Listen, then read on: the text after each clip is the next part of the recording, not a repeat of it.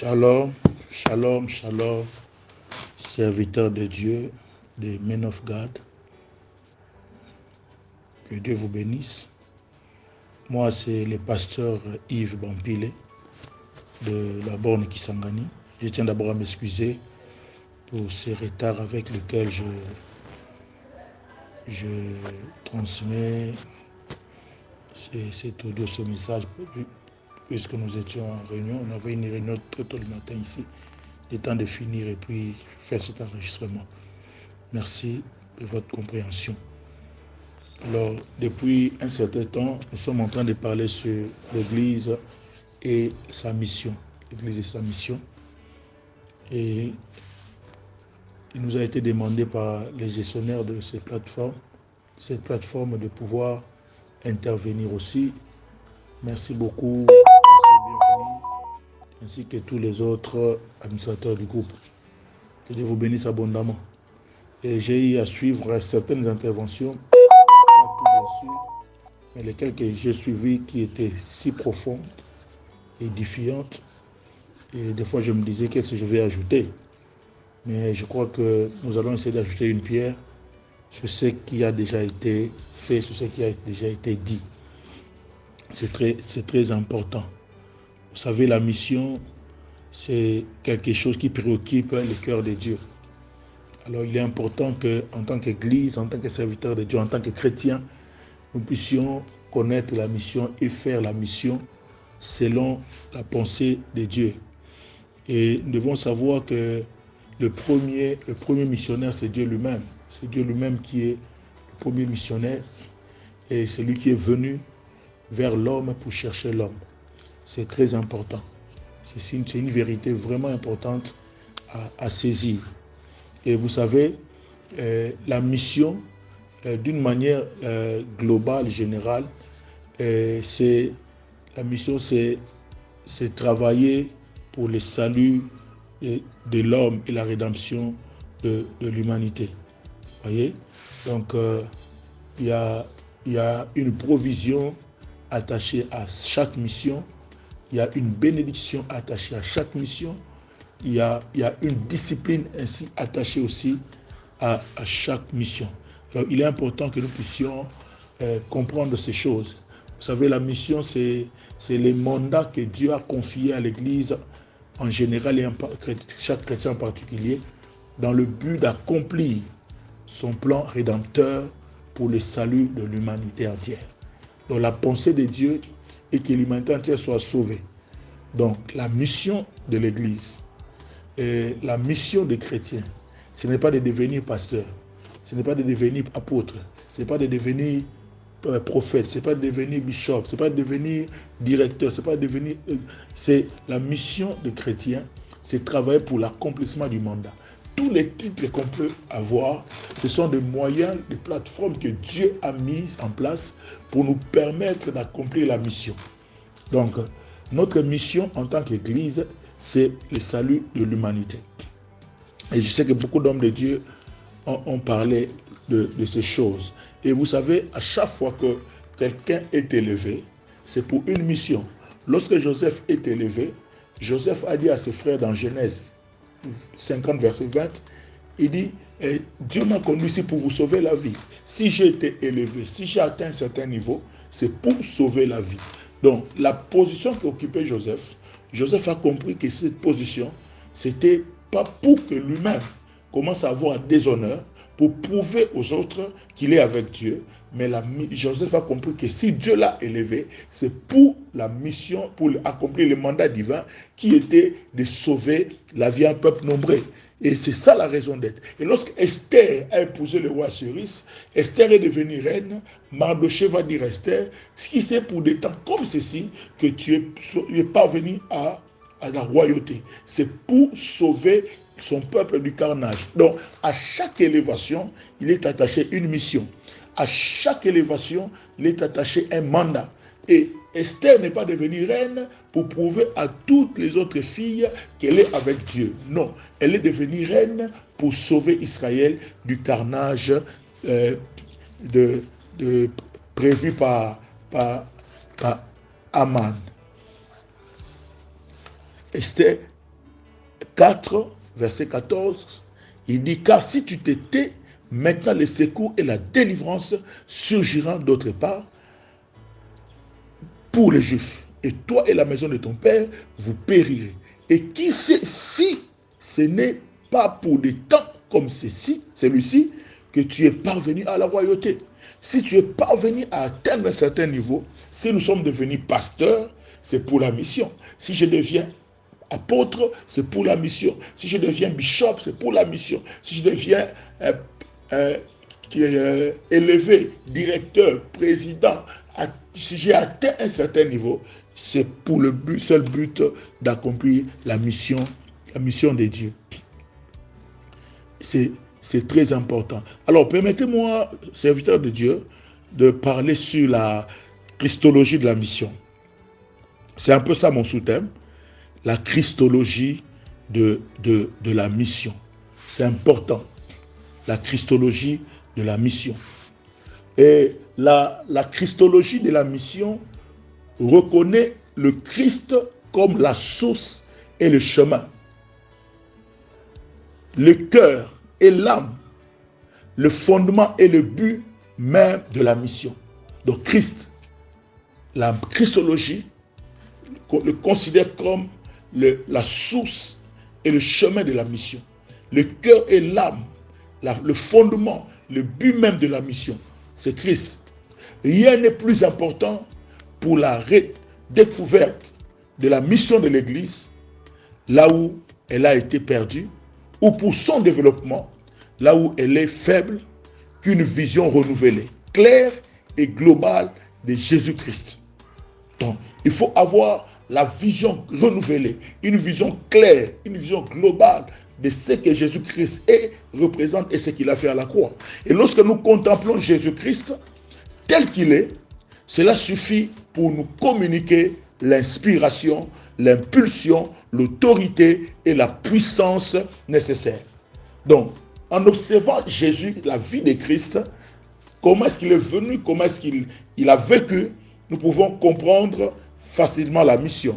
Alors, il y a 6 événements majeurs de la carrière de Christ, de sa carrière salvatrice et de la dimension missionnaire inévitable. Quoique ces événements sont négligés.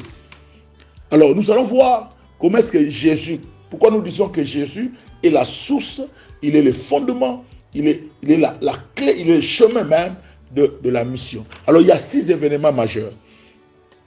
Premièrement, nous parlons de l'incarnation de Jésus.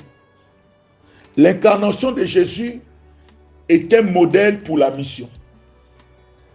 Son incarnation est l'exemple le plus spectaculaire d'identification culturelle de toute l'histoire de l'humanité. Donc, le modèle de la mission, c'est l'incarnation de Jésus. Jésus a laissé sa gloire et il est venu, il a revêtu le corps, il est venu sur la terre pour sauver l'homme. Il s'est identifié à la culture humaine. Voyez, donc quand nous voyons l'incarnation de Jésus, nous voyons déjà que pour faire que l'Église fasse sa mission, l'Église doit s'identifier aux personnes auprès de qui elle est envoyée. Jésus, il s'est dépouillé de lui-même, voyez, de sa gloire. Il s'est volontairement humilié pour servir.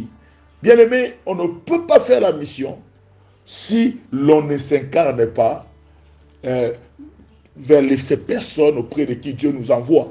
Voyez, Jésus a laissé la gloire, Jésus a laissé sa position, Jésus est descendu jusqu'à s'identifier à l'homme qu'il voulait sauver. Il a revêtu notre nature, assumé notre vie, fait face à nos tentations, partagé nos peines, ressenti nos blessures, porté nos péchés et subi notre mort. C'est ce que Jésus a fait lorsqu'il s'est incarné, lorsqu'il est venu dans le monde. C'est le modèle de la mission. Vous voyez, c'est très important. Donc, je disais qu'il a revêtu notre nature. Il a assumé notre vie. Il a fait face à nos tentations. Jésus-Christ, vous comprenez? Il est entré profondément dans notre nature humaine. Ainsi, à l'exemple de Christ, nous devons également entrer dans le domaine effectif de l'autre. Romains chapitre 12. Il faut entrer, il faut s'identifier. Aujourd'hui, l'Église ne veut pas s'identifier. Les chrétiens ne veulent pas s'identifier. Quand nous parlons d'identification ici, nous ne disons pas qu'il faut aller pécher. Non. Voyez? Donc, lorsqu'on fait la mission, on ne vient pas imposer sa culture. Non. Mais on s'identifie afin de gagner le monde. Romains chapitre 12, verset 15. Verset 15. La Bible dit ceci. Partagez la joie de ceux qui sont dans la joie, les larmes de ceux qui pleurent, donc pleurez avec ceux qui pleurent, réjouissez-vous avec ceux qui se réjouissent. Ayez les uns pour les autres une égale considération sans viser à ce qui est trop haut. Laissez-vous au contraire attirer par ce qui est humble. Ne vous prenez pas pour des sages. C'est très important. Lorsque on est en mission, Jésus-Christ nous montre l'exemple par son incarnation. Il n'est pas venu dans le monde, il est resté au niveau où il était. Non, il s'est humilié, il s'est dépouillé de sa gloire et il est entré dans la vie normale. Il a vécu avec les gens normalement, il a mangé comme tout le monde, il a vécu avec tout le monde. Et voilà pourquoi Jésus pouvait mieux réaliser sa mission, parce qu'il a été tenté, il a connu les mêmes peines, il a connu les mêmes souffrances que nous. Bien aimé dans le Seigneur, le premier fait majeur, c'est l'incarnation de Jésus. L'incarnation de Jésus est un modèle pour la mission. Le deuxième fait majeur, c'est la croix de Christ. La croix de Christ, c'est le prix à payer de la mission. C'est le prix de la mission. Le prix de la mission. Un des aspects les plus négligés aujourd'hui de la mission au sens biblique est la place indispensable que la souffrance, voire la mort, y occupe.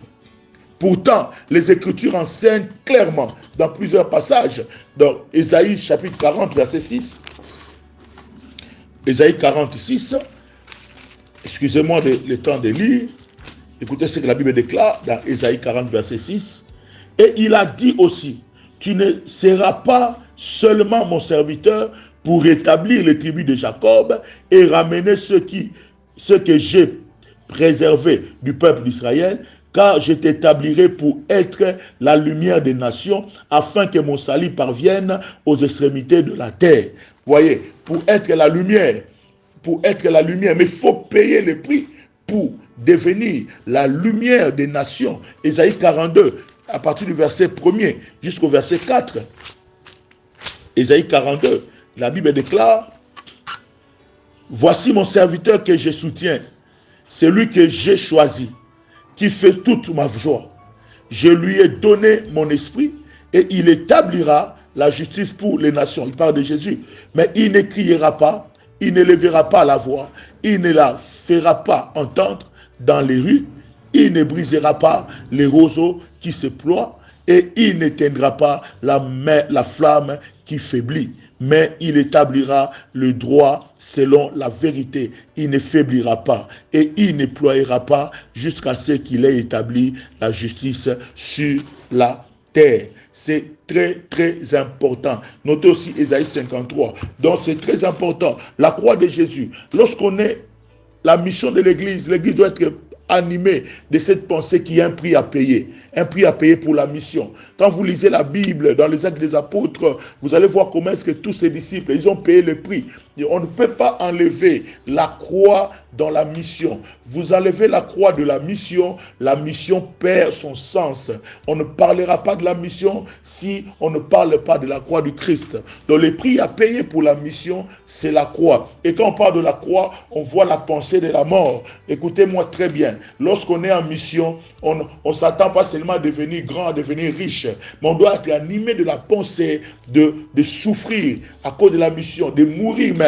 Jésus dit dans Actes chapitre 1 aux disciples, vous serez mes témoins, mes martyrs. Donc il devait être animé de cette pensée de la mort, de la souffrance lorsqu'on est en mission. Lorsqu'on fait la mission Nous ne serons pas toujours acclamés, nous ne serons pas toujours aimés, mais nous devons être prêts à payer le prix de la mission, accepter la mort. Dans Jean 12, chapitre 12, verset 23-24, Jésus dit, si le grain de blé qui est tombé ne meurt, il reste seul. Pour que les grains portent des fruits, les grains accomplissent sa mission, les grains doivent accepter de mourir. Les grains doivent accepter de payer le prix de la mort. Le grain ne produira pas d'autres fruits, ne produira pas d'autres grains s'il reste dans son état brut sans passer par la mort. Donc il est important que nous sachions que notre mission, serviteur de Dieu, c'est dans la mission, il faut être animé de la pensée de la mort. Et le troisième fait majeur, c'est la résurrection de Jésus. Après la mort, le prix à payer de la mission,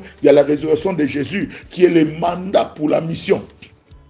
Les mandats pour la mission. Il est important de se rappeler que la résurrection a précédé l'ordre missionnaire. La résurrection a précédé l'ordre missionnaire. Ils ne pouvaient pas leur confier cette mission plus tôt avant d'être ressuscités d'entre les morts et d'être investis de l'autorité suprême. Matthieu 28. Matthieu chapitre 28, verset 18, nous connaissons les mandats suprêmes, verset 18 à 19. Jésus, après sa résurrection, il réunit ses disciples avant son départ vers son Père. Jésus avait déclaré au verset 18, alors Jésus s'approcha d'eux et leur parla ainsi, j'ai reçu tout pouvoir dans le ciel et sur la terre. Allez donc et faites de toutes les nations les disciples. Faites des disciples parmi tous les peuples, sur la version Saint-Meur, baptisez-les au nom du Père, du Fils et du Saint-Esprit. Vous comprenez? Donc ça, on voit la mission de Jésus. C'est le mandat de la mission, c'est la résurrection du Christ. C'est très important. La Pâque marque le début d'une nouvelle ère. L'intronisation d'un nouveau souverain du monde et la proclamation du règne de celui-ci à toutes les nations. Donc la mission est l'annonce de la seigneurie de Jésus-Christ. C'est très important. Donc, la résurrection de Christ, c'est ça même le mandat. Après la résurrection, Jésus donne mandat à ses disciples et dit, allez et faites de toutes les nations les disciples. Le quatrième fait majeur dans la vie de Christ, dans la christologie de la mission, il y a la glorification de Christ. La glorification de Christ, c'est l'incitation à la mission. L'incitation à la mission. Donc, la motivation joue un rôle important dans toute entreprise humaine. Il ne suffit pas que nous sachions ce que nous devons faire, mais également pourquoi le faire. C'est important. On sait que l'Église a une mission. Nous devons faire la mission. Mais pourquoi nous devons faire la mission? Pourquoi doit faire la mission? Et lorsque notre motivation est juste et forte, nous sommes capables de persévérer presque indéfiniment dans une tâche, quelle qu'elle soit. Vous comprenez? C'est très important. Éphésiens chapitre 1, verset 21. Excusez-moi de vous bombarder de versets. C'est très important. Éphésiens chapitre 1, verset 21. Éphésiens 1, 21. Donne-moi le temps de chercher. La Bible déclare, Éphésiens 1, 21, il est dit, la Bible déclare, là, le Christ est placé bien au-dessus de toute autorité, de toute puissance, de toute domination et de toute souveraineté. Donc Jésus a été élevé, a été glorifié. Il est placé au-dessus. Lui-même a dit, tout pouvoir m'a été donné. Donc il est placé au-dessus. Et Jésus-Christ, il nous donne ces mêmes pouvoirs, il nous donne même ces mêmes autorités. Alors nous devons savoir, bien aimé, ce qui doit nous installer lorsque nous sommes en mission. Donc nous servons, nous sommes avec celui qui a reçu le nom qui est au-dessus de tout nom, celui qui a reçu le pouvoir qui est au-dessus de tout pouvoir. Donc nous pouvons rencontrer toutes sortes de pouvoirs, de dominations pendant la mission, mais nous avons avec nous celui qui a été élevé, celui qui a été placé au-dessus de tout nom, de toute domination, de toute principauté, de toute souveraineté, Jésus-Christ. Donc la glorification du Christ doit nous pousser à les témoigner. C'est très important. Donc sans avoir peur, sans avoir des doutes, ça doit nous pousser à les témoigner. Donc la glorification de Christ, notons que c'est ça l'incitation à la mission. Et l'apôtre Paul, Dit chez les Corinthiens, dans Corinthiens, il dit, si Christ n'était pas ressuscité, notre foi serait vaine. C'est important. Alors là, c'est le cinquième fait avant-dernier, fait majeur dans la christologie de la mission. Il y a les dons du Saint-Esprit par le Christ. Les dons du Saint-Esprit par le Christ, c'est la puissance nécessaire pour la mission. Les dons du Saint-Esprit, c'est la puissance nécessaire pour la mission. Donc le Saint-Esprit est le témoin principal. Sans son témoignage, le nôtre est vain. Vous voyez? Donc nous avons besoin du Saint-Esprit. Dans Jean chapitre 7, 37 à 38, Jésus s'éleva, il dit, si quelqu'un a soif, qu'il vienne à moi. Et celui qui croira, les fleuves d'eau couleront de son sein. Il parlait de l'Esprit qui devait recevoir ceux qui croiraient en lui, car Jésus n'était pas encore glorifié. Vous comprenez, bien aimés dans le Seigneur, nous les dons du Saint-Esprit par Christ, et c'est ça même la puissance nécessaire que Dieu nous a donnée pour accomplir la mission de Dieu. Et le dernier fait majeur, c'est la parousie de Christ, le retour de Jésus-Christ. C'est ça même l'urgence que nous appelons l'urgence de la mission. Pourquoi c'est urgent de faire la mission? C'est parce que Jésus-Christ revient bientôt. Jésus-Christ revient bientôt. C'est très important. Il revient bientôt. Donc, la parousie de Christ ou le retour de Jésus-Christ, l'apparition de Christ, c'est ce qui nous donne l'urgence dans la mission. Parce que Jésus revient bientôt, nous devons faire la mission. L'Église doit faire la mission. L'Église doit continuer à évangéliser, doit continuer à prêcher. C'est très important. Alors que ne retenez que en résumé, dans la christologie de la mission, il y a 6 faits majeurs importants pour démontrer la mission. Premièrement, nous avons l'incarnation du Christ comme un modèle pour la mission. Et deuxièmement, nous avons la croix du Christ comme le prix à payer de la mission. Et nous avons troisièmement la résurrection du Christ comme le mandat pour la mission. Quatrièmement, nous avons la glorification du Christ comme l'incitation à la mission. Ainsi, cinquièmement, nous avons les dons du Saint-Esprit par le Christ comme la puissance nécessaire pour la mission. Ainsi, à la fin, nous avons le retour de Jésus ou la parousie du Christ comme l'urgence de la mission. Que Dieu vous bénisse et qu'il vous comble davantage au nom de Jésus. Amen. Merci.